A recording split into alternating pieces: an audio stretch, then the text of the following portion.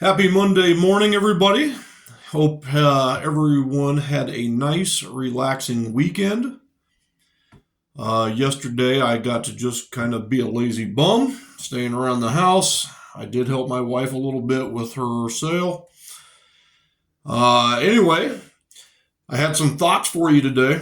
So I'm older, a little bit older than most of the people probably watching this, but back in the 80s, there was a movie called War Games with Matthew Broderick. And it was kind of an interesting movie. It made this, the whole thing of like computer hacking, like kids were doing it out of their bedroom and things of that nature, and in the movie, he somehow logged into like a defense computer that simulated nuclear warfare. And long story short, so the computer couldn't find a way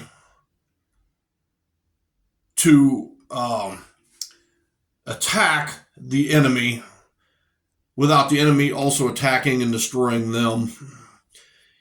In order for it to make sense, maybe, like rent the movie sometime. But long story short, so the computer at the end, when it determines that there is no way the game can be won. So I wrote down the quote. And so the quote in the movie is, "The only winning move is not to play." And I've actually kind of adapted that.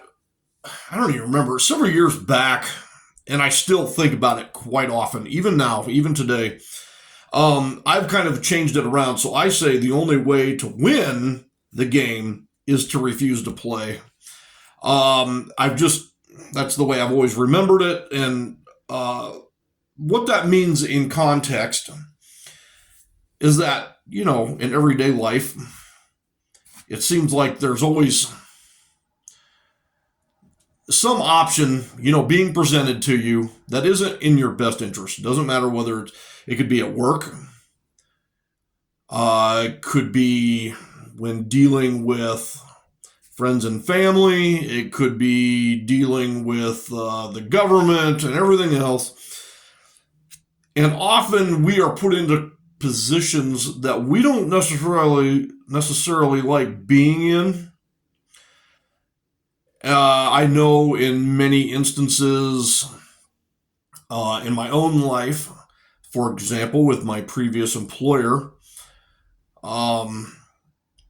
it was clear that with the fellow employee that I had negative dealings with, it was clear that I wasn't going to be allowed to maybe win. I don't know, however you want to define that. Because as long as he was my sort of supervisor, it was going to be difficult. I wasn't particularly interested in trying to become this guy's best friend. Long story short, so I just refused to play, and that's how I decided to begin looking for a different job, for example. This can take many different avenues, many different contexts. And it also leads into one's mental health. So again, just to rephrase, the only way to win the game is to refuse to play.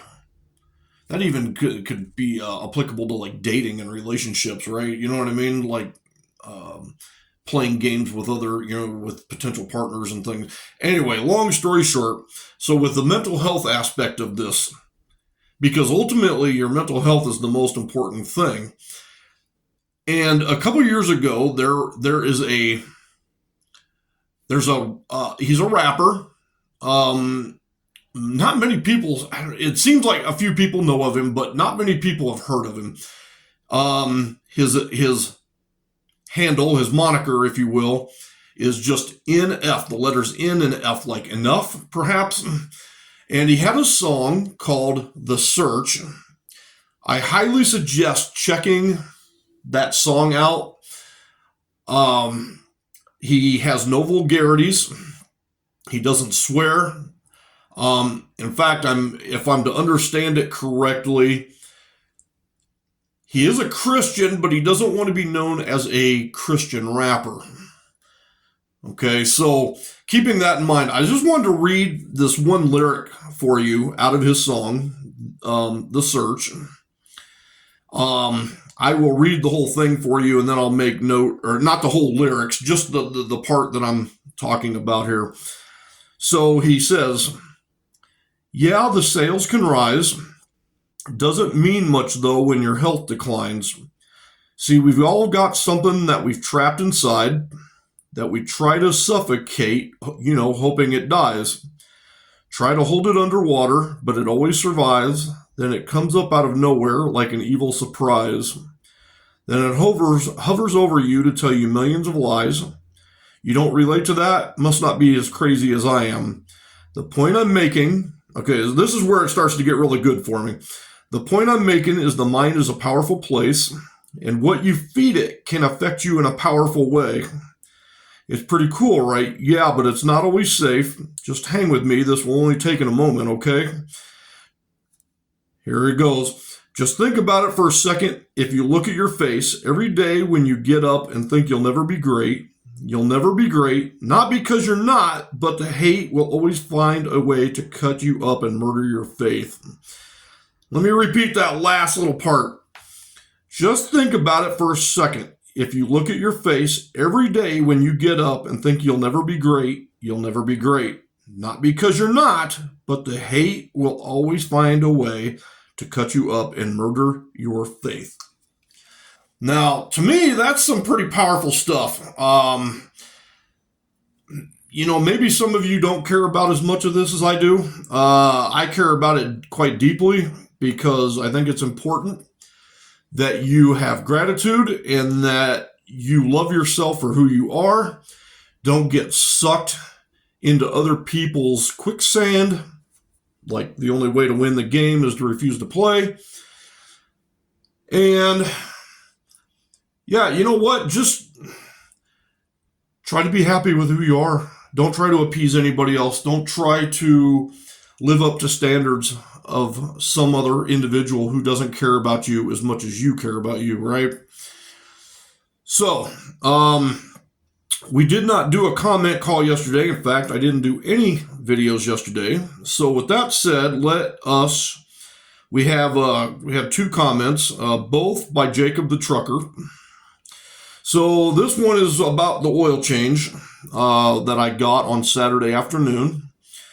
And he asked, do you ever think about having the Duke of Oil change your oil? He used to be up around the 1500 block of East Grand. The reason he knows that is because he used to live in Des Moines, where I live. So I have actually not used the Duke of Oil. I don't think ever. I've driven by it a billion times, obviously, but why I got hung up on just going to the dealership, I guess.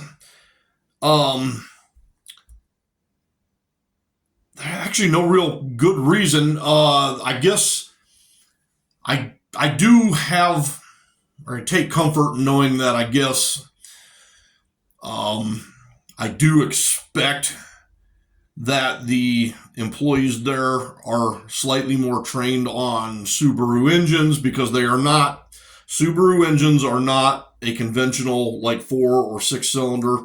They are what's called a flat 4 or a boxer engine.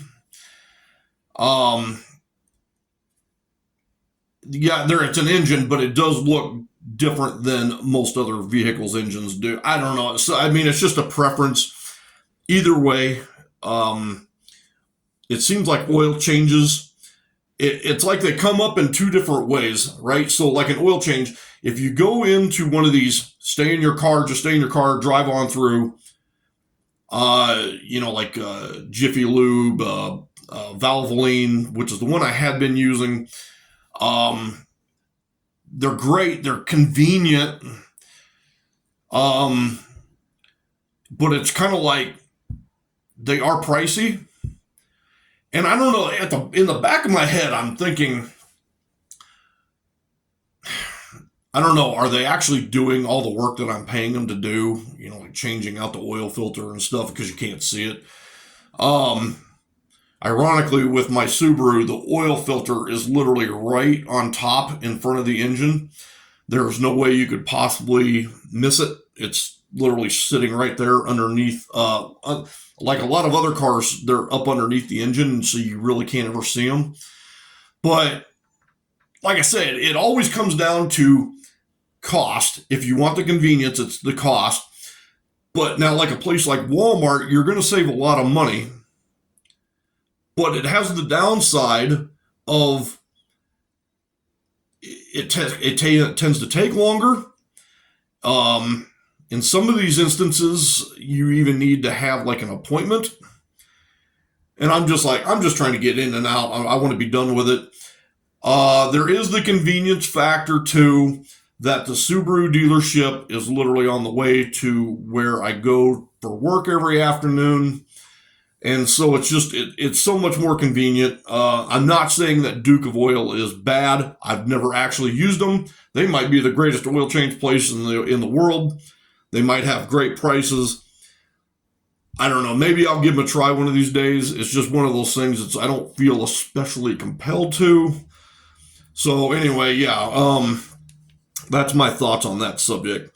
And then the last one, I think he's just trying to be silly. He asks, are you ever afraid of getting shot on the south side?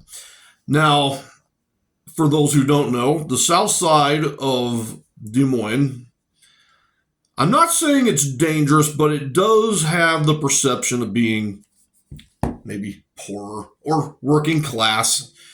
I personally am a huge, huge fan of the south side. When I actually was looking for a house to buy, I did look at some other parts of town, especially up on the north side. I did look at some other parts of town, but in the back of my head, I knew that I probably wanted to be down here. And so that is the reason I decided to end up buying this particular house.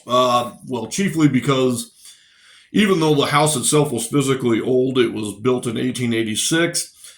The advantages of this particular house, well, one, its location, but never minding all that.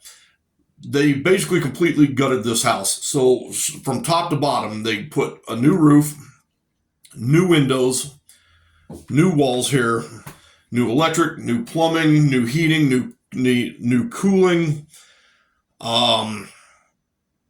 Everything got replaced.